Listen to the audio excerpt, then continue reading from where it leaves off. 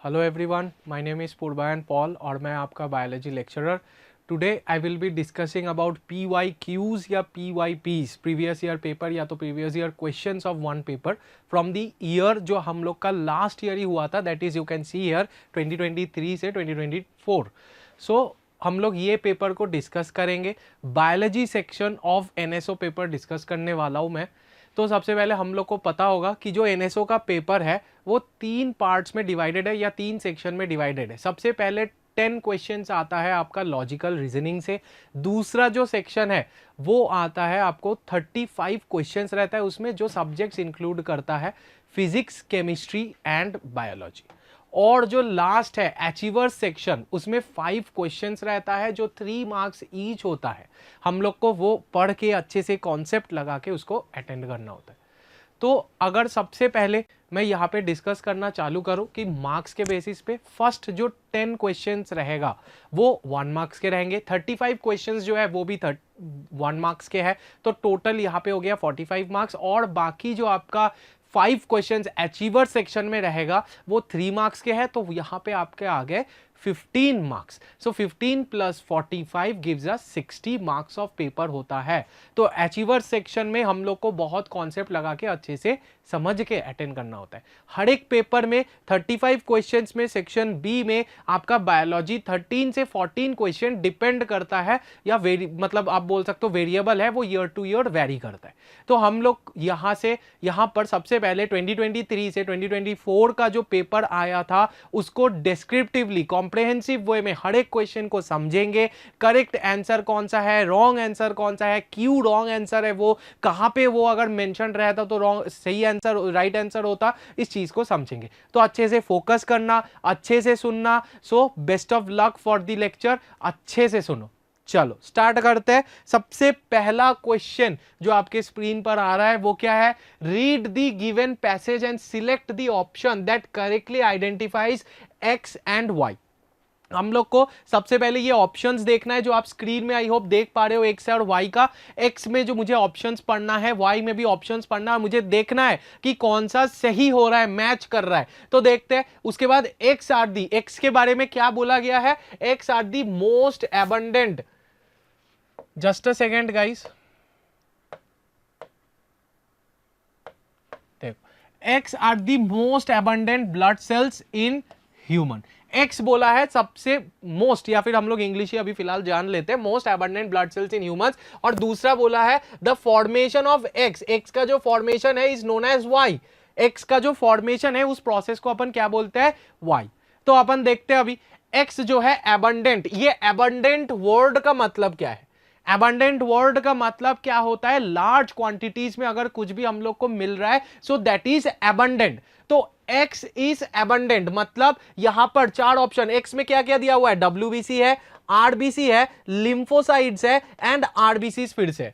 अब इस चीज को देखते हैं। सबसे पहले 2 तो RBCs है, इसको हटा लेते हैं। WBCs जो है वो लेस अमाउंट में मिलता है। WBCs किस में हेल्प करता है? हमारा कोई भी इंफेक्शन या फिर कोई भी अगर हमारे बॉडी में एंटीजन घुस जाता है तो उसको अटैक करने में हेल्प करता है। उसके बाद क्या है? Lymphocytes. Lymphocytes is a part of WBC T cells. WBC में ही एक प्रेजेंट होता है टी सेल्स, उसी को हम लोग लिम्फोसाइट्स बोलते हैं। तो ये दोनों तो हो गया, ये अबंडेंट अमाउंट में हमारे बॉडी में प्रेजेंट नहीं होता है। RBCs are there that are present in abundant amount, large amount में प्रेजेंट होता है। ठीक है, अब देखते हैं हम लोग क्या RBC जो है 2 to 3 मिलियन, ठीक है, 2 to 3 मिलियन ऑफ RBC हमारे बॉडी में प्रोड्यूस होता है एवरी सेकेंड। बॉडी के कहां पे प्रोड्यूस होता है? Bone marrow. कहां पे प्रोड्यूस होता है? Bone marrow. इसको अपन अभी फिलहाल याद रखते हैं। बोन मैरो में क्या प्रोड्यूस होता है? हमारा RBC। क्या प्रोड्यूस होता है?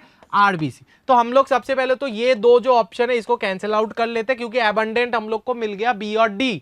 ठीक है, दोनों में ही RBC लिखा है। तो RBC कहां पे फॉर्म हो रहा है? Bone marrow of the body में फॉर्म होता है। 2 to 3 million every second form हो रहा है।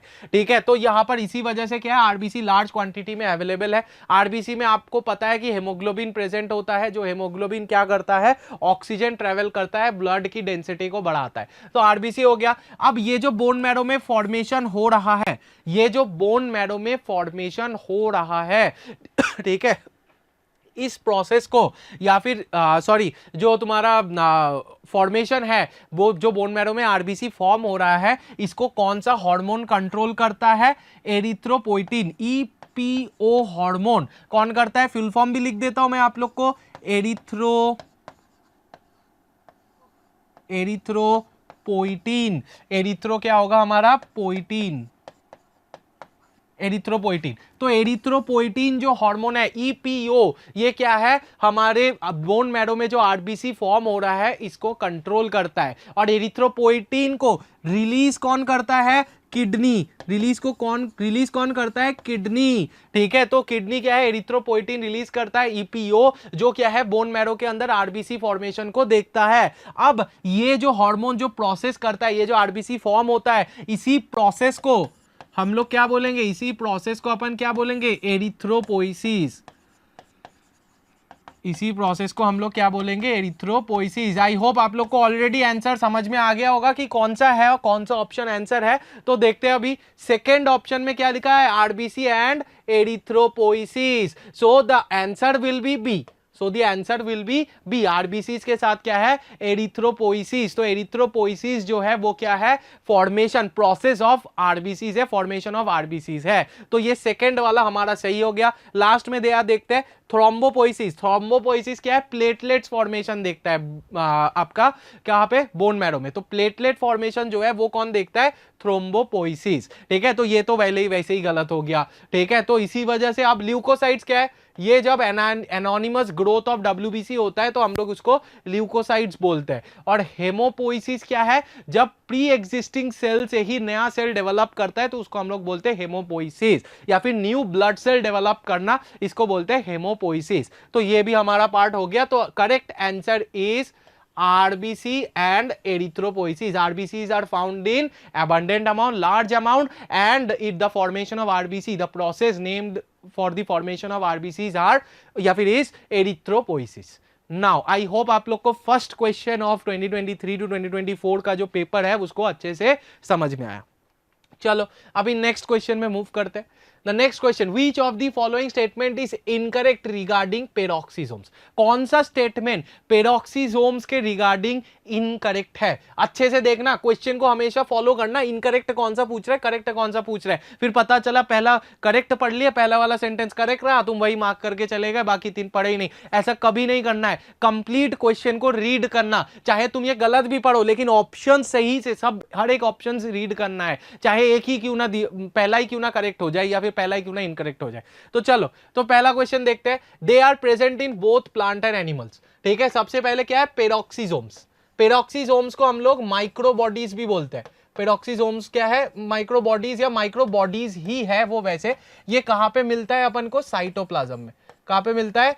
साइटोप्लाज्म ऑफ अ सेल पे मिलता है, पड़ा हुआ माइक्रोबॉडीज है। और क्या है आपका? बायोकेमिकल प्रोसेस परफॉर्म करता है, बायोकेमिकल प्रोसेसेस परफॉर्म करता है। बायोकेमिकल प्रोसेसेस मतलब टॉक्सिक सब्सटेंसेस को बाहर निकालना बॉडी से, बाकी और भी लिपिड फॉर्मेशन, ठीक है, ये सब में ये हेल्प करता है। तो बायोकेमिकल प्रोसेसेस करता है, साइटोप्लाज्म में मिलता है और माइक्रोबॉडी से। तो सबसे पहले देखते हैं, they are present in both plant and animal cells, obviously. और एक चीज क्या है? पेरोक्सीसोम जो है जो यूकैरियोटिक सेल्स में मिलता है, यूकैरियोटिक सेल्स में मिलता है और कुछ स्पेसिफिक प्रोकैरियोटिक सेल्स में भी मिलता है। So both plant and animals, हम लोग को पता है कि प्लांट एंड एनिमल्स दोनों ही क्या है? यूकैरियोटिक सेल में आता है। तो यूकैरियोटिक सेल में अगर आता है तो प्लांट एंड एनिमल्स में भी प्रेजेंट होगा। So this is a correct statement for peroxisome. Now coming to the next, they are responsible for removing toxic substances from the cell. मैंने बताया था कि ये बायोकेमिकल प्रोसेसेस करता है, मतलब टॉक्सिक सब्सटेंसेस को बाहर निकालने में हेल्प करता है, टॉक्सिक सब्सटेंसेस को कंट्रोल करता है या फिर उसको हैंडल करता है टॉक्सिक सब्सटेंसेस को। तो टॉक्सिक सब्सटेंसेस के साथ जब हैंडल कर रहा है तो बायोकेमिकल प्रोसेस करता है। So this is a correct statement. Now coming to the third, they are involved in photo respiration in plants. मैंने बताया फोटो की रेस्पिरेशन भी बायोकेमिकल प्रोसेस के अंदर ही आता है। तो ऑब्वियसली ये रेस्पिरेशन, फोटो रेस्पिरेशन में इन्वॉल्वड है। So this three are the correct statement. तो लास्ट हमारा स्टेटमेंट क्या बचता है? They are bounded by double membrane and contain oxidative enzymes. गलत। दे आर बाउंडेड बाई क्या? Double membrane and contain oxidative enzymes. गलत। ऑक्सीडेटिव एंजाइम्स तो contain करता ही है, हार्मफुल कंटेन एंजाइम्स रहता है इसमें, लेकिन ये सिंगल मेम्ब्रेन होता है। लेकिन ये सिंगल मेम्ब्रेन होता है। और क्यों सिंगल मेम्ब्रेन है? क्योंकि ये एक माइक्रो बॉडी है, ठीक है। ये माइक्रो बॉडी में भी अगर डबल मेम्ब्रेन होना चालू करेगा then there will be no space left in the cell. तो सिंगल बॉडी होता है, और ये सिंगल बॉडी उसको जितना काम है उसको क्विकली करना है, इसके पास उतना टाइम नहीं है। क्योंकि जो डबल मेम्ब्रेन है, जैसे सोच लो प्लांट सेल डबल मेम्ब्रेन है, ठीक है, वो क्या होता है तुम्हारा, बाहर सेल वॉल होता है, अंदर क्या है, प्लाज्मा मेम्ब्रेन होता है। तो सेल वॉल क्या है, एज अ फिल्ट्रेशन यूनिट काम करता है, सब कुछ अंदर आने देता है, और ये नहीं अफोर्ड कर सकता। Digestive enzyme oxidative enzymes present है इसमें, तो ये किसी को भी अंदर या किसी चीज को भी इजीली बाहर जाने दे नहीं सकता, ये डैमेज कर सकता है। तो इसीलिए सिंगल लेयर्ड है, जो सिलेक्टिवली ही चीजों को अंदर बाहर जाने देता है। आई होप आप लोग को समझ में आया सेकंड क्वेश्चन भी। Now so the correct answer for this question is D, मतलब डी वाला इनकरेक्ट है जो हम लोग को क्वेश्चन में पूछा गया है। Now moving to the next question, refer to the given table of differences between cell wall and plasma membrane. हम लोग को क्या है, गिवन टेबल ऑफ डिफरेंसेस दिया हुआ है, एक सेल वॉल का है और दूसरा क्या है, प्लाज्मा मेम्ब्रेन का है। तो सबसे पहले देखते हैं कि यहाँ पे क्वेश्चन क्या पूछा है, identify the incorrect set of difference और differences from the correct option and select the correct option. ठीक है, क्या बोला है, identify the incorrect set of differences and select the correct option. ठीक है, हम लोग को आइडेंटिफाई करना है कौन सा इनकरेक्ट है और सिलेक्ट क्या करना है, करेक्ट ऑप्शन कौन सा है। ध्यान रखना है इसको, सिलेक्ट क्या करना है, करेक्ट ऑप्शन कौन सा है। तो हमें इनकरेक्ट तो निकालने को बोला है, लेकिन मार्क करने को कौन सा बोला है आंसर में, करेक्ट ऑप्शन को। ये एग्जाम में बच्चे कंफ्यूज हो जाते हैं, वो क्या करते हैं, यही इनकरेक्ट निकालने को बोला है, एंड तक स्टेटमेंट को पढ़ते ही नहीं, यहाँ पे इनकरेक्ट करके चले जाते हैं। ठीक है, जैसे यहां पर दो, मैं से बाद में अभी थोड़ी देर में बताऊंगा समझाते समझाते कि यहाँ पे इनकरेक्ट जो दोनों है वो भी ये ऑप्शन में है, तो बच्चे ये इनकरेक्ट दोनों को मार्क करके जाते हैं और क्वेश्चन गलत हो जाता है, जाना हुआ क्वेश्चन गलत होके आ जाता है। तो हम लोग को सिंसियरली क्वेश्चन को प्रॉपर्ली रीड करना है, टर्म्स को समझना है, जितना क्वेश्चन में पूछा गया है उतना ही with focus with concentration attend करना है। तो चलो अब लोग अभी देखते हैं हम लोग कि सबसे पहले क्या है, फर्स्ट ऑप्शन फर्स्ट जो डिफरेंस दिया हुआ है उसको देखते हैं। It is present in plant cells and most prokaryotic cells. बिल्कुल ठीक है, सेल वॉल जो है वो प्लांट सेल्स में मिलता है और कुछ सिलेक्टिव हायर जो प्रोकैरियोटिक सेल्स है उनमें भी देखने को मिलता है, हायर यूनिसेलुलर ऑर्गेनिजम्स में भी बहुत बार देखने को मिलता है प्रोकैरियोटिक सेल। नाउ उसके बाद सेल वॉल, उसके बाद देखो क्या है, plasma membrane. It is present in all type. Plasma membrane हर एक चीज में प्रेजेंट होता है, चाहे एनिमल सेल हो, चाहे प्लांट सेल हो, चाहे प्रोकैरियोटिक सेल हो, चाहे यूकैरियोटिक सेल, तो ऑब्वियसली प्लांट और एनिमल सेल कुछ भी हो उसमें प्लाज्मा मेम्ब्रेन प्रेजेंट होगा ही होगा। समझ में आया कि नहीं आया, कोई डाउट है किसी को? चलो, तो ये तो करेक्ट डिफरेंस हो गया, करेक्ट हो गया ये तो। अभी हम लोग दूसरे में चलते हैं। It is thin and living, क्या बोला है, it is thin and living, और क्या बोला, it is thick and non living. Cell wall क्या थीन, सेल वॉल क्या सबसे पहले लिविंग होता है? नहीं, सेल वॉल तो नॉन लिविंग होता है, तो सबसे पहले लिविंग से ही गलत हो गया ये तो, सेल वॉल लिविंग से ही गलत हो गया। और उसके बाद प्लाज्मा मेम्ब्रेन बोला है non living, plasma membrane non living हो ही नहीं सकता कि सबसे पहले जो ये तुम्हारा सेलुलर वॉल है ये जो नॉन लिविंग है, ठीक है, ये किससे बना होता है, सेलुलोज। ये किससे बना होता है, सेलुलोज। और जो तुम्हारा यहाँ पर प्लाज्मा मेम्ब्रेन है ये किससे बना होता है, लिपिड्स, कार्बोहाइड्रेट्स, उसके बाद कोलेस्ट्रॉल हो गया, उसके बाद लिपिड्स हो गया, कार्बोहाइड्रेट्स हो गया, कोलेस्ट्रॉल हो गया, फिर प्रोटीन्स हो गया, ये सबसे बना होता है। सो ये तो सबसे पहले इंटरचेंज हो जाएगा दोनों। उसके बाद हम लोग आते हैं थिक, उसके बाद हम लोग आते हैं थिक और थिन पे। सेल वॉल हमेशा थिक होता है, सेल वॉल क्या है, हमेशा थिक होता है, क्योंकि ये सेलुलोज, पेक्टिन, हेमीसेलुलोज ये सब से बना है, बहुत थिक होता है, डेड सेल होता है या नॉन लिविंग सेल होता है, और ये प्रोटेक्ट करता है अपन को, ठीक है, या अपन को in the sense plant cell को प्रोटेक्ट करता है या कुछ प्रोकैरियोटिक सेल को प्रोटेक्ट करता है, ठीक है, क्योंकि उनके पास स्किन प्रेजेंट नहीं है हमारे जैसा, ठीक है, उनको बाहर के कंडीशंस या एनवायरमेंटल चेंजेस को होल्ड करने के लिए या प्रोटेक्ट करने के लिए, सपोर्ट देने के लिए कौन प्रेजेंट है, सेल वॉल। सो एक मैकेनिकल सपोर्ट या फिर मैकेनिकल प्रोटेक्शन कौन प्रोवाइड करता है, सेल वॉल। कौन प्रोवाइड करता है, cell wall to the plants. Now moving to the, तो ये क्या हो जाएगा, थिक, ये क्या हो जाएगा, thick. Now moving to the plasma membrane, ये थिक नहीं होता, ये क्या होता है, थिन।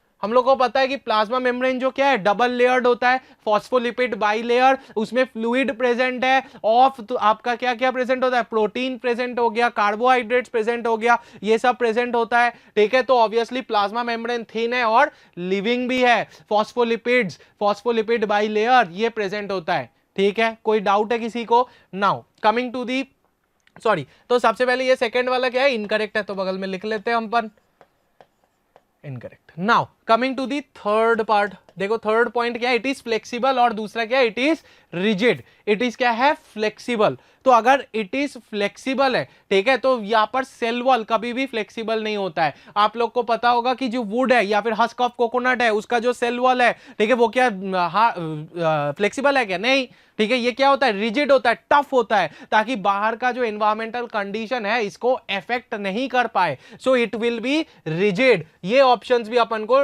इंटरचेंज करना है। और जो आपका प्लाज्मा मेम्ब्रेन है, दैट इज ऑब्वियसली फ्लेक्सिबल, इसमें क्या है, फ्लूइड कंटेंट है, वो फ्लेक्सिबल होगा, वो एक शेप फॉर्म करता है सेल का, ठीक है। तो प्लाज्मा मेम्ब्रेन क्या है, तो आपका क्या होगा, प्लाज्मा मेम्ब्रेन फ्लेक्सिबल होगा। उसमें फॉस्फोलिपिड बाइलेयर है, डबल लेयर्ड होता है, और वो डबल लेयर क्या है आपका, किससे बना होता है, डिफरेंट फ्लूइड कंटेंट है, मतलब प्रोटीन हो गया, कार्बोहाइड्रेट हो गया, फॉस्फोलिपिड बाइलेयर मतलब हेड और टेल प्रेजेंट होता है, जो वाटर रेजिस्टेंट, वाटर अट्रैक्टेड होता है, ये बहुत कुछ होता है, आप लोग पढ़े होंगे प्लाज्मा मेम्ब्रेन में। सो this is also the incorrect option. अब लास्ट पॉइंट देखते हैं, लास्ट डिफरेंस देखते हैं क्या है। It is made up of pectin, cellulose and hemicellulose. मैंने बताया कि सेल वॉल जो है वो क्या है, पेक्टिन से बना है, सेलुलोज से बना है, हेमीसेलुलोज से बना है, ये तो करेक्ट है। उसके बाद it is made up of lipids, proteins and carbohydrates, ये भी करेक्ट है। So the last will be also the correct statement. तो हम लोग को मार्क क्या करना है, यहां पर मार्क क्या करना है, 1 and 4। यहां पे देखते हैं 1 and 4 कहां पे दिया हुआ है, यहाँ पे 1 and 4 जो ऑप्शन है, यहाँ पे शायद ये वाले पोर्शन में होगा आपका 1 and 4, so sorry for the wrong option, 1 and 4 होगा, ठीक है। तो ये डी वाला आंसर होने वाला था 1 and 4। So the incorrect and select the correct option. तो करेक्ट ऑप्शन कौन सा होगा, 1 and 4। आई होप आप लोग को समझ में आया, ठीक है। यहाँ पे मिस प्रिंट हुआ होगा, 1 and 4 है। आई होप आप लोग को समझ में आया मैं क्या बोलना चाहता हूँ, आप लोग अच्छे से देख लीजिए इसको एक बार। 1 and 4 हम लोग को इनकरेक्ट मार्क नहीं करना है, यहाँ पे लिखा identify the incorrect set of differences and select the correct option. Correct option mark करना था, यहाँ पे मार्किंग गलत है, 1 and 4 ही होगा, ठीक है। कोई डाउट किसी को? आई होप आप लोग को समझ में आया। चलो now moving to the next slide.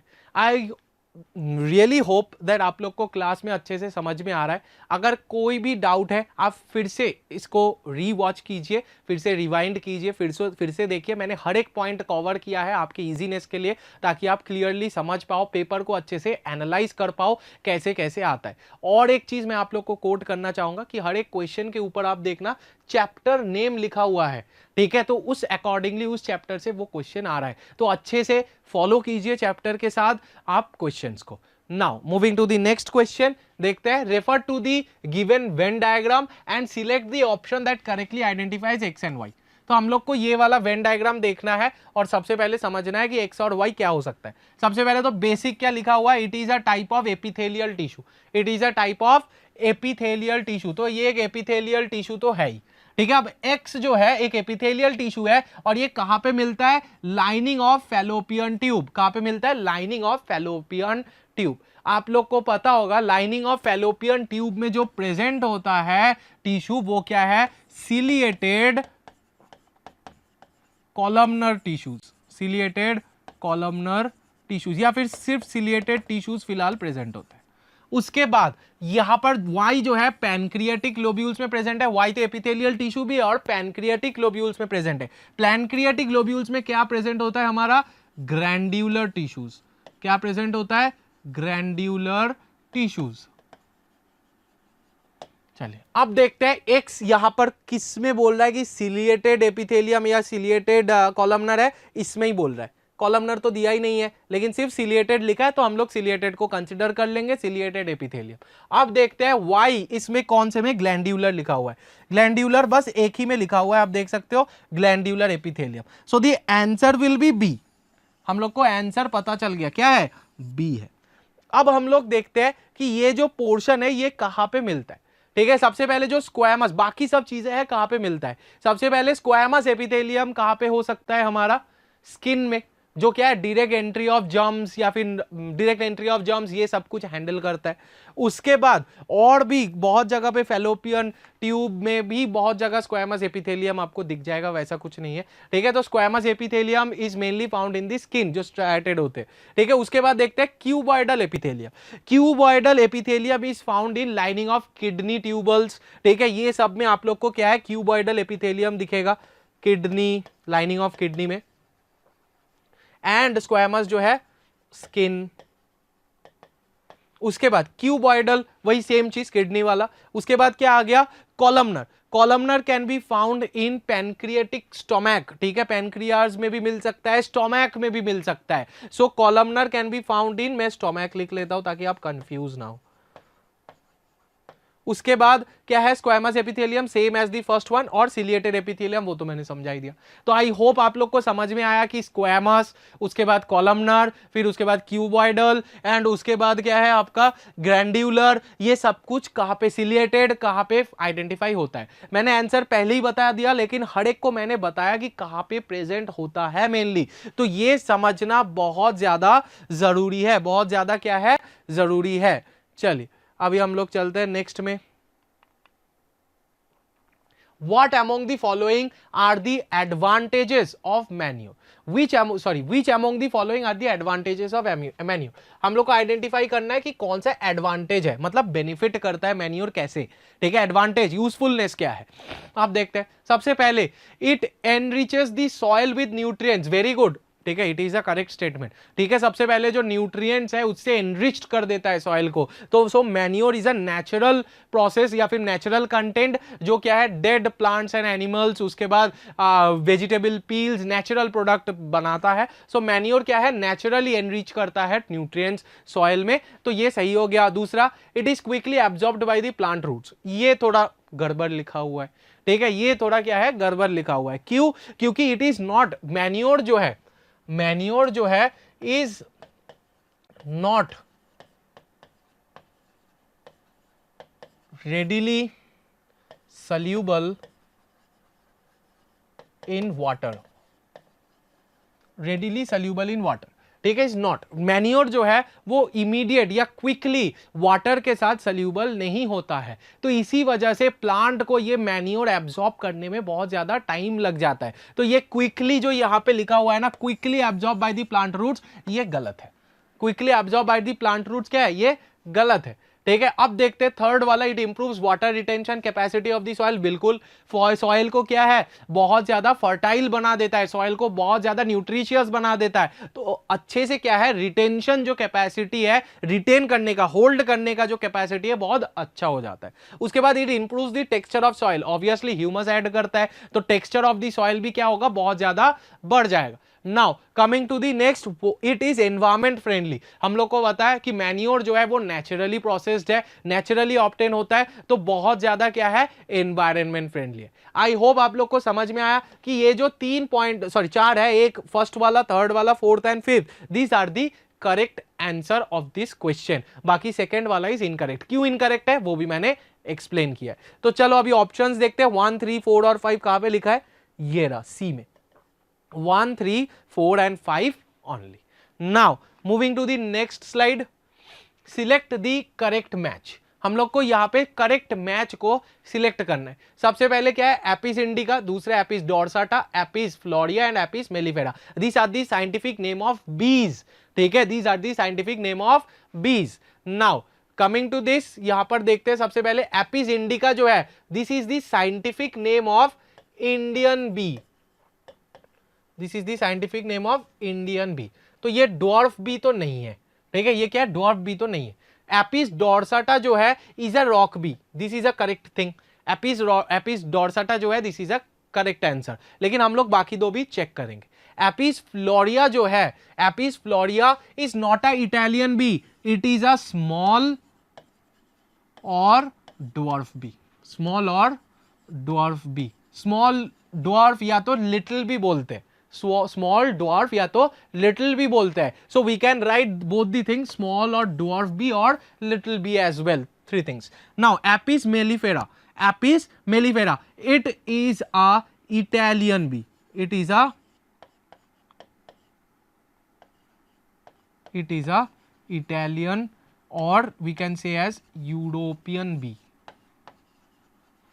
European bee. ठीक है. So Apis mellifera can be said as Italian or क्या यूरोपियन बी. तो मुझे आई गेस आप लोग को ये समझ में आ गया. एपिस इंडिका जो है वो इंडियन बी है, डॉर्फ बी तो नहीं है, गलत हो गया ये. उसके बाद Apis dorsata is a rock bee, is a correct answer and the correct answer for the question as well. लेकिन थर्ड देखते हैं एपिस फ्लोरिया. एपिस फ्लोरिया क्या है? इटालियन बी है. और लास्ट क्या है? Apis mellifera. एपिस मेलिफेरा क्या है? सॉरी, इटालियन बी नहीं है. एपिस फ्लोरिया क्या है? स्मॉलर डॉर्फ बी है. और एपिस मेलिफेरा क्या है? इटालियन और यूरोपियन बी है. आई गेस आप लोग को हर एक पार्ट समझ में आया. You can take notes of this as well, ताकि अगर एग्जाम में आपको सोचो ये मैच द फॉलोइंग में भी दे क्वेश्चन, तो आप लोग मैच कर सको इसको और इजीली अटेंड कर सको. कंफ्यूज नहीं होना है, अच्छे से समझना है. चलो हम लोग ये क्वेश्चन को करते हैं सबसे पहले. ठीक है, नेक्स्ट क्वेश्चन क्या है? 7th. ठीक है, यहां पर क्वेश्चन क्या बोल रहा है? Refer to the given flow chart and select the option that correctly identifies X, Y and Z. हम लोग को आइडेंटिफाई करना है एक्स क्या है, वाई क्या है और जेड क्या है. ये एक चार्ट है. It is a human disease. सबसे पहले एक ह्यूमन डिजीज का चार्ट है. इस चार्ट को समझने हम लोग को देखना है कि एक्स कौन सा होगा, वाई कौन सा होगा और जेड कौन सा होगा. तो इस क्वेश्चन को करने से पहले हम लोग क्या करेंगे? सबसे पहले साइड में लिख लेंगे एक्स, दूसरा लिखेंगे क्या? वाई, एंड ऑब्वियसली क्या डिटरमाइन करना है? जेड. अब हम लोग देखते हैं, अगर ह्यूमन डिजीज है, अगर क्या है? ह्यूमन डिजीज है, तो यहां पर सबसे पहले वायरल वाला है. अगर वायरल होगा तो क्या हो जाएगा? एक्स. तो यहां पर लिख लेते हैं हम लोग साइड में वायरल. साइड में लिख लिया मैंने एक्स का, वायरल. उसके बाद वाई. अगर वायरल नहीं है, बैक्टीरियल है, then it will be Y. Then it will be Y. तो यहां पे मैं लिख लेता हूं bacterial. Now coming to the last, अगर वायरल भी नहीं है, बैक्टीरियल भी नहीं है, अदर कोई तरीके से फैल रहा है, जैसे फंगी हो गया, प्रोटोजोन हो गया, ऐसे फैल रहा है, then it will be Z. Then it will be Z. तो मैं अदर मेथड या मोड लिख लेता हूं. अदर मोड से फैल रहा है. ठीक है, अदर मोड से फैल गया. तो अब देखते हैं. अब इस क्वेश्चन का यही मेथड है कि हम लोग को समझना है. सबसे पहले कंफ्यूज हो जाते हैं बहुत बच्चे, एक एक करके देखना, मैच करना चालू करते हैं, जिस वजह से क्या है, आप पूरी तरीके से भूल जाते हो कि क्या था, टिटेनस ये था. तो अच्छे से याद रखना, डिटरमाइन कर लेना कौन सा वायरस है, कौन सा ये, मार्क कर लेना वी, बी और कोई भी अदर शॉर्ट फॉर्म से जो आपको ईजी लगे. ठीक है, अब देखते हैं. देखो सबसे पहले टिटेनस, रिंगवर्म और न्यूमोनिया. इन तीनों में से वायरल कौन सा है? कोई भी नहीं है. इन तीनों में से वायरल जो है वो कोई भी नहीं है. तो यहां पर अभी हम लोग नेक्स्ट ऑप्शन में आते हैं. Chicken pox, athlete's foot and mumps. इनमें से सबसे पहला जो है that is chicken pox will be viral. That is chicken pox will be viral. Now अगर चिकन पॉक्स वायरल है तो मम्स भी वायरल हो गया. थर्ड ऑप्शन में मिसल्स भी वायरल है एंड फ्लू भी वायरल है. एंड फोर्थ में polio is also viral. Polio is also viral. तो मैं लिख लेता हूं यहां पे. सबसे पहले चिकन पॉक्स को मैं शॉर्ट में लिखता हूं सीपी. उसके बाद क्या आ गया? मिसल्स. उसके बाद देखो क्या है? मम्स. मम लिख देता हूं. ठीक है, उसके बाद क्या है? फ्लू. और लास्ट क्या है हमारा? Polio. Now coming to the bacterial. तो हम लोग को यहां से तो अपना क्या मिल गया? वायरल मिल गया. अब आते हैं हम लोग बैक्टीरियल में. अब आते हैं हम लोग क्या है? बैक्टीरियल में. बैक्टीरियल में देखते हैं सबसे पहले बैक्टीरियल क्या क्या होगा. बैक्टीरियल क्या क्या हो सकता है? सबसे पहले क्या है? टिटेनस. सबसे पहले क्या है? टिटेनस. टिटेनस जो क्या है? बैक्टीरियल है. Pneumonia is also bacterial. Pneumonia is also bacterial. Typhoid जो है that is also bacterial. And last that is cholera, it will also be bacterial. It will also be bacterial. तो मैं लिख लेता हूं यहां पे टिटेनस. उसके बाद क्या है हमारा? और क्या मिला था? न्यूमोनिया. उसके बाद क्या मिला था? टाइफॉइड. और उसके बाद लास्ट क्या था? कोलेरा. ना हम लोग का ये 4 हो गया. लास्ट क्या बचता है? रिंगवर्म, एथलीट्स फूड और मलेरिया. ठीक है, तो रिंगवर्म और एथलीट्स फूड जो है वो मैं यहीं पे लिख देता हूं फंगल, वो मैं यहीं पे लिख देता हूं फंगल। और मलेरिया जो है वो क्या है, प्रोटोजवा, प्रोटोजोअन्स। चलो हो गया, लिख लिया मैंने। अब हम लोग मैच करते हैं। एक्स होना चाहिए हमारा क्या, वायरल, तो यहां पर ऊपर तो कोई था ही नहीं वायरल, तो ए वाला गलत हो गया। अब बी में देखो चिकन पॉक्स था वायरल, लेकिन सेकंड वाई क्या बोला है, बैक्टीरियल होना चाहिए, लेकिन ये तो फंगल बन गया, तो ये बी भी इनकरेक्ट हो गया। सी देखो क्या है, टाइफॉइड, पहला ही एक्स तो हमारा वायरल होना चाहिए, यहाँ पे तो बैक्टीरियल हो गया, तो ये भी गलत हो गया। अब आते हैं हम लोग क्या, लास्ट ऑप्शन, यही आंसर होगा ऑब्वियसली, लेकिन फिर भी समझते हैं। डी में देखो क्या है, polio, polio is a viral disease. उसके बाद देखो क्या है, कोलेरा, कोलेरा क्या है हमारा, बैक्टीरियल है, तो वाई का भी वो का, ये आपका क्या, वाई भी आपको सेटल कर रहा है, या वाई को भी सेटिस्फाई कर रहा है, एक्स को भी वायर पोलियो सेटिस्फाई कर रहा है। और लास्ट क्या है, मलेरिया, ये भी दूसरे तरीके से फैलता है, ना तो वायरल है ना तो बैक्टीरियल, ये प्रोटोजोन्स के हेल्प से फैलता है, वेक्टर डिजीज है, तो ऑब्वियसली क्या है, ये भी सही है। तो the correct answer will be option D, polio, cholera and क्या आपका, मलेरिया। आई होप आप लोग को अभी ये क्वेश्चन समझ में आया बहुत इजीली कि कैसे हम लोग को आइडेंटिफाई करना है। Now moving to the next, the tissue shown in the given figure is, यहां पे जो टिश्यू दिया हुआ है वो कौन सा फिगर है। आप लोग को ये फिगर देखते ही समझ जाओगे आप लोग नाम से कि ये ट्यूब लाइक स्ट्रक्चर है। ये क्या है, ट्यूब लाइक स्ट्रक्चर है,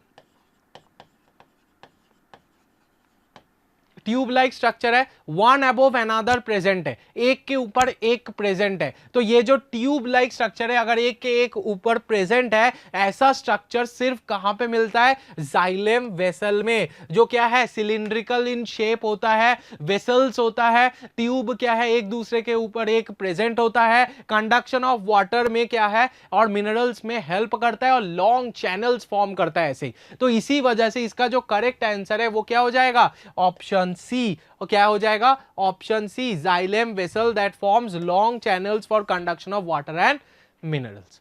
नाउ आई होप आप लोग को यहां तक बिल्कुल प्रॉपरली समझ में आया है। हम लोग हाफ वे ऑलरेडी जा पार कर चुके हैं। आई गेस आप लोग को इजीली ये क्वेश्चन समझ में आ रहा है।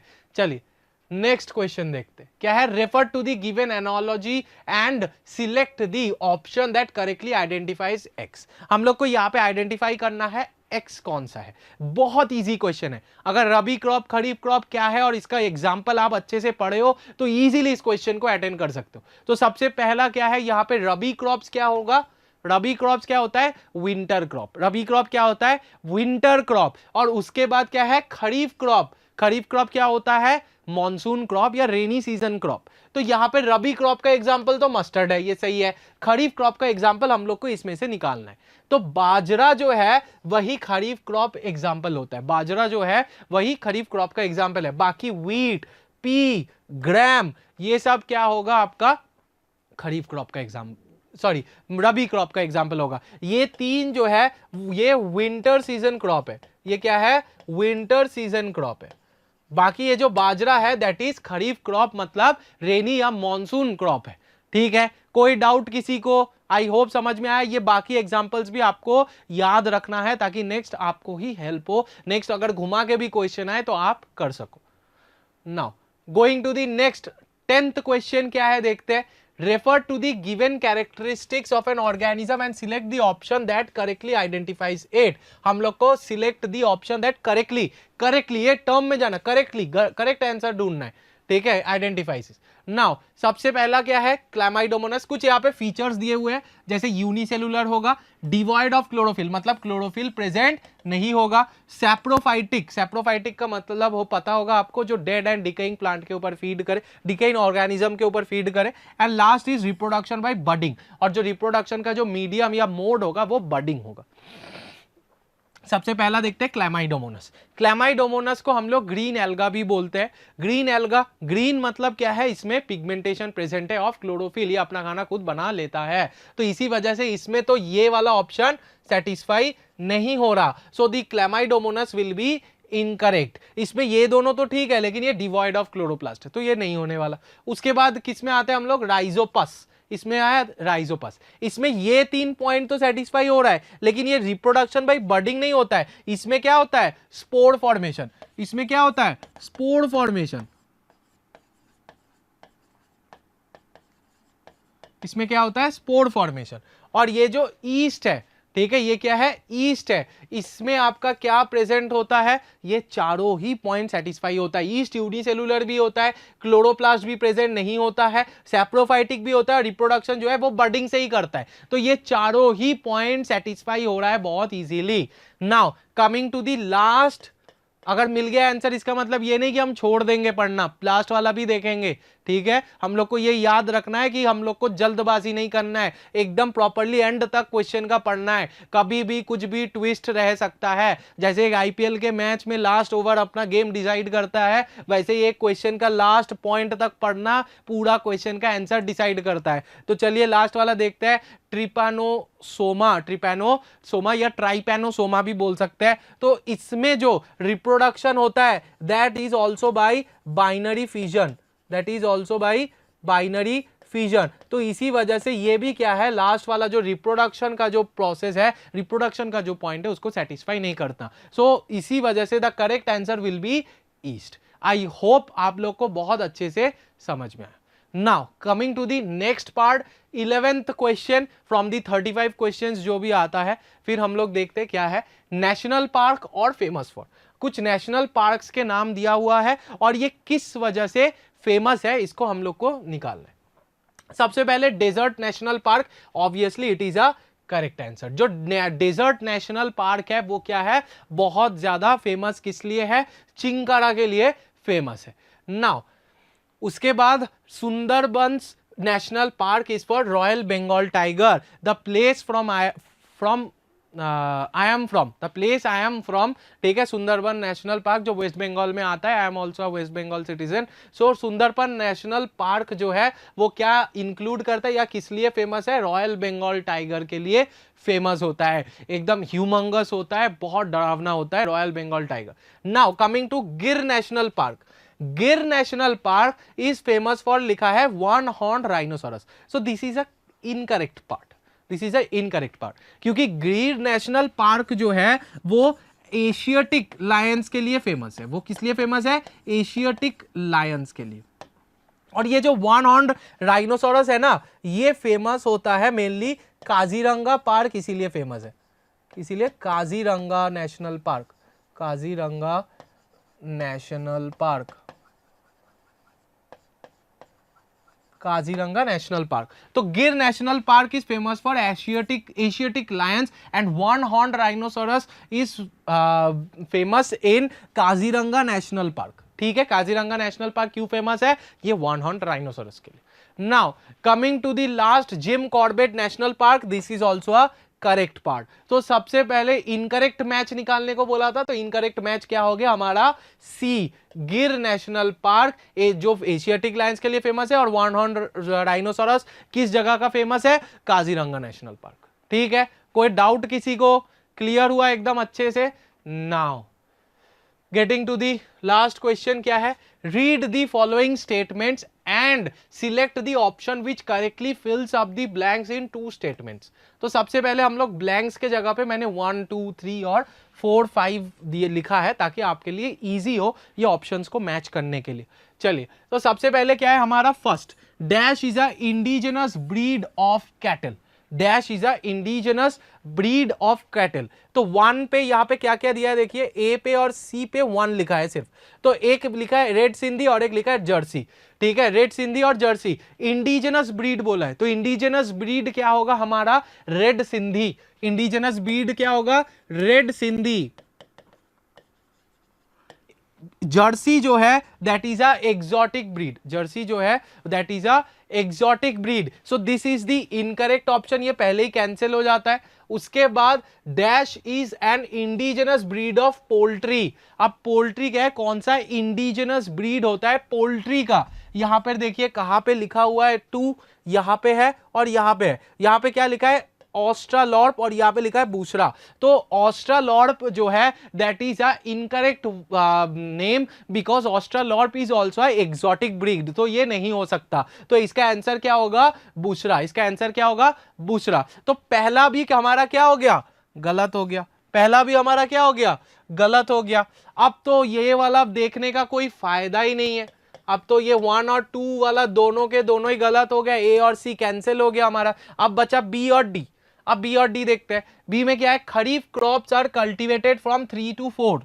Kharif crops are cultivated. Kharif crop मतलब क्या है? रेनी सीजन क्रॉप या फिर मॉनसून क्रॉप। तो खरीफ क्रॉप जब मॉनसून क्रॉप है तो वो कब से कब बोया जाएगा और कब से कब उसको निकाला जाएगा या फिर हार्वेस्ट किया जाएगा? That will be June to October. ठीक है, तो यहां पे लिख लेते हैं जून और अक्टूबर। तो फिलहाल तो हम लोग को ये 3B वाला सही मिला है और डी वाला, तो डी वाला तो गलत हो गया अपने आप। ये नवंबर टू अप्रैल लिखा है तो ये तो हट ही गया। और क्या है? बरसीम is N fodder crop. Fodder मतलब क्या? जो हम लोग कैटल्स को खिलाया करते हैं तो उसको अपन क्या बोलते हैं? Fodder crop. तो this will be the correct fill in the blanks या करेक्ट वर्ड्स। इसमें से हम लोग का मैच हो रहा है सिर्फ B, June October and fodder. So the correct answer will be B. और बाकी आई गेस मैं आपको एक्सप्लेन कर पाया हूं कि रेड सिंधी एक इंडिजिनस ब्रीड ऑफ कैटल है, बूसरा is an indigenous breed of poultry है, kharif crops are cultivated from June to October and berseem is an important fodder crop. I hope किसी को कोई डाउट नहीं है इस क्वेश्चन में। और नाउ अब हम लोग जाएंगे द मोस्ट इंपॉर्टेंट पार्ट जो 3 मार्क्स कैरी करता है एक question, that is achievers section. Now achievers section में ऐसा कोई डिटरमाइन नहीं है कि हर एक सब्जेक्ट में ये नंबर ऑफ क्वेश्चंस फिक्स्ड है। ठीक है, ये भी वेरिएबल है, so this can interchange accordingly in every year. तो सबसे पहले जो 2023 से जो 2024 में जो पेपर आया था उसमें जो क्वेश्चन है वो मैं दिखा देता हूं आपको। Identify the organelles 1 to 4। हम लोग को आइडेंटिफाई करना है 1, 2, 3 और 4 कौन सा है from the given figure and select the correct statement regarding them. हम लोग को क्या आइडेंटिफाई करना है और इनमें से करेक्ट स्टेटमेंट को आइडेंटिफाई करना है।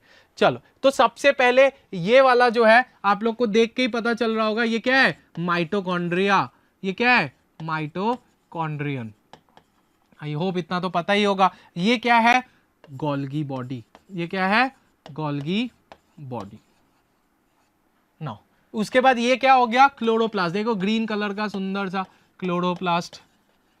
And this is the last part जो क्या है? एंडोप्लाज्मिक रेटिक्यूलम, जो 2 पार्ट में डिवाइडेड होता है। जो क्या है? 2 पार्ट में डिवाइडेड होता है।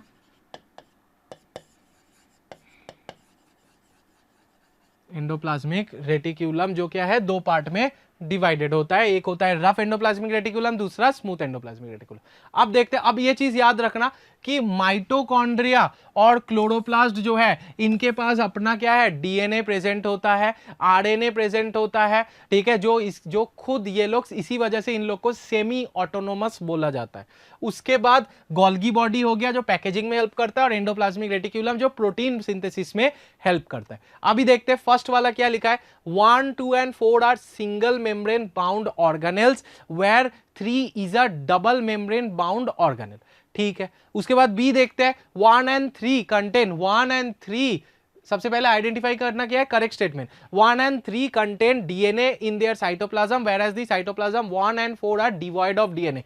ये सही है, बिल्कुल भी, ये बिल्कुल सही है। ठीक है, 1 और 3 जो है वो क्या करता है? कंटेन करता है डीएनए अपना, मैंने पहले ही बता दिया। ठीक है, और उसके बाद क्या है? 2 और 4 जो है वो खुद का साइटोप्लाज्म नहीं, सॉरी खुद का क्लोरोप्लास्ट, खुद का जो डीएनए है वो प्रेजेंट नहीं होता है। इसके बाद सी पे आता है। 1 and 2 are involved in membrane biogenesis whereas 3 and 4 are sites of photosynthesis. 3 और 4 क्या साइट ऑफ फोटोसिंथेसिस है? नहीं, chloroplast is a site of photosynthesis. ये तो गलत हो गया।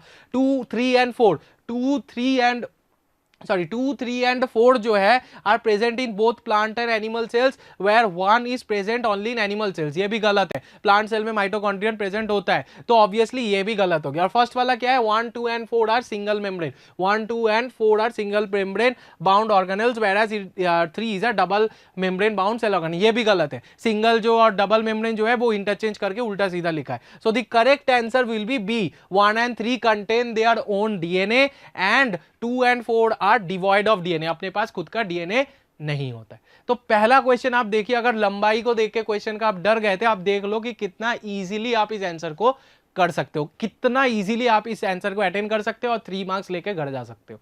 चलिए अभी नेक्स्ट जो लास्ट क्वेश्चन है उस पे आते हैं हम लोग। Identify the plant tissues 1 and 2 in the given figures and select the option that correctly identifies their location. हम लोग को क्या है, सबसे पहले आइडेंटिफाई करना है 1 और 2 वाला जो फिगर आप लोग को दिख रहा होगा ये कौन से है और इनका लोकेशन क्या है। सबसे पहले पैरेनकाइमा, ये क्या है, पैरेनकाइमेटस, क्या है, पैरेनकाइमेटस टिश्यू या फिर पैरेनकाइमेटस सेल होता है। ये क्या है अपना स्क्लेरेनकाइमेटस, ये क्या है, स्क्लेरेनकाइमेटस जो डेड होता है। पैरेनकाइमेटस हो गया और उसके बाद क्या है, स्क्लेरेनकाइमेटस जो डेड टिश्यू होता है।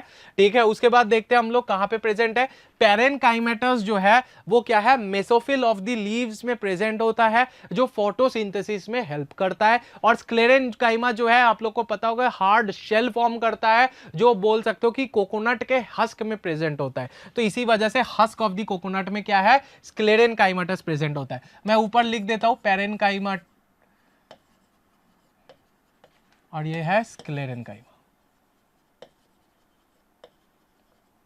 चलो, तो पैरेनकाइमा स्क्लेरेनकाइमा हो गया। तो पैरेनकाइमा कहाँ पे प्रेजेंट है, मेसोफिल ऑफ लीव्स, और स्क्लेरेनकाइमा कहाँ प्रेजेंट है, husk of coconut for protection. So parenchyma is helping mesophyll of leaves, मतलब रेस्पिरेशन ये सब में हेल्प करता है। और स्क्लेरेनकाइमा जो है वो क्या करता है, हमारा हस्क ऑफ कोकोनट में प्रेजेंट होता है जो हार्ड शेल बनाता है और उसको प्रोटेक्ट करता है। नाउ आई होप आप लोग को क्वेश्चंस जो है वो अच्छे से समझ में आया है। अगर कोई भी फिर भी डाउट रह रहा है, कोई भी क्वेश्चन याद नहीं आ रहा है तो उसको तो वीडियो को रिवाइंड कीजिए, अच्छे से फिर से वहाँ पे देखिए, क्योंकि मैंने हर एक पॉइंट को कवर किया है आपके ही बेनिफिट के लिए। तो अच्छे से रीड कीजिए, बेस्ट ऑफ लक, अच्छे से प्रिपेयर कीजिए अपने आप को, be well prepared and appear for the exam with confidence. मैं और भी सेशन या फिर PYQs आपके लिए अपलोड करूंगा, so be prepared with that and get ready to excel and perform best in your exam. Thank you.